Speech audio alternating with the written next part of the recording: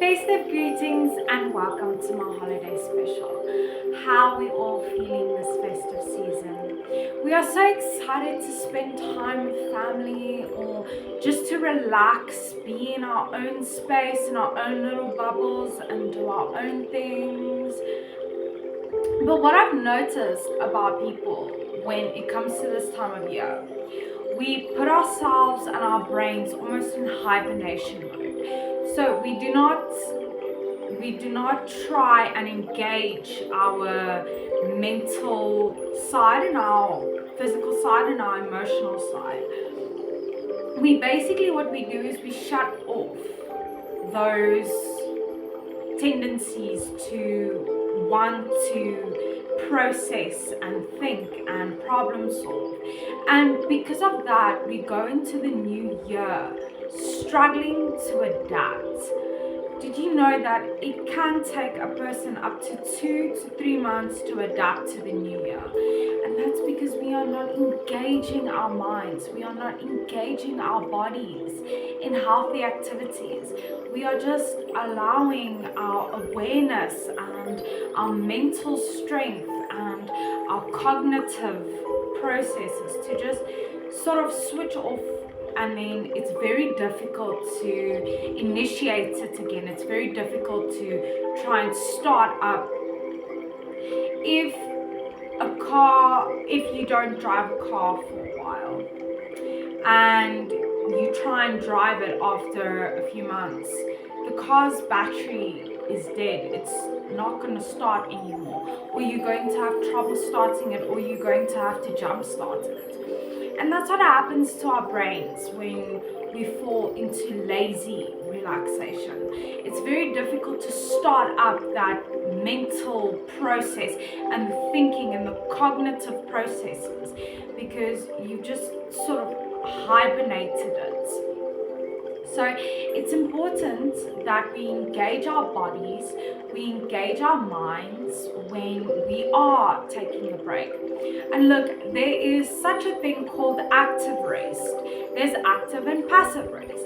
Passive rest, we all know too well, is sleeping in bed, lying around on the couch, watching some series, reading a book. That's passive rest. But we need to engage in active rest where we do active and creative things and we keep our bodies and our minds engaged. This could be going for a slight walk, or writing a diary entry, or drawing something, whatever it may be that you create or that you do for engagement in your well-being and engagement in your activity as well. Because yes, it's important that we do relax, but it's also really important that we stay active and we keep our minds active and thinking, and not too busy, but busy enough so that we can still progress.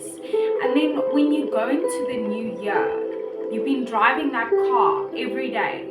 It's gonna start as soon as you turn the key. And that's why it's so important to keep your mind activated. Your body, yes, is important, but you will not be able to adapt to the new year if you are trying to start a dead battery. It's important to relax. It's important to have those passive rest days. But just as important that is, it's also just as important to be active, get creative, do new things, try something, and you can even go for a hike with the family. You can do something active and creative together. You can build a puzzle, you can go for a hike. There's so many things you can do. You can go play a game of tennis or do whatever sport that your family loves, or you can watch a movie together or watch a documentary together. You're spending time. You are keeping that emotional part of you activated. And it's important that when we are struggling to cope, that we have a physical outlet, a mental outlet, and an emotional outlet. And those things need to be maintained every day. So just because it's the holiday doesn't mean that you need to neglect your mental health or your emotional health or your physical health. Because a lot of people do struggle this time of year to stick to goals, because consistency is a lot more difficult when you have a lot of temptation and a lot of people saying, you know what, let's just stay home today. And that's what keeps you stagnant. So when you do go into the new year, you're going to struggle a lot more. You're not going to understand why you feel lethargic, even though you've rested the whole holiday. And that's because we need to keep ourselves active and creative. The brain is a naturally creative entity, and it needs that. It needs you to be creative. That's what problem solving is. Problem solving comes from the part of the brain that is responsible for creativity. So it's important to do active rest, and that can include stretching and breathing exercises, because if you breathe really deeply, you hold it for 3 seconds, and then you breathe out deeply, hold it for 3 seconds. That actually brings your heart rate down, which brings your blood pressure and your stress and your anxiety down. So it's important to really envelop yourself in the moment, and then engage the mind and the body in healthy hobbies to stay active and continue to grow. Anything that facilitates creativity or activity or whatever it may be, it's really important that we do engage in these things. And then do something in which you can express yourself, your emotions, how you're feeling. And it could be either artistically or practically.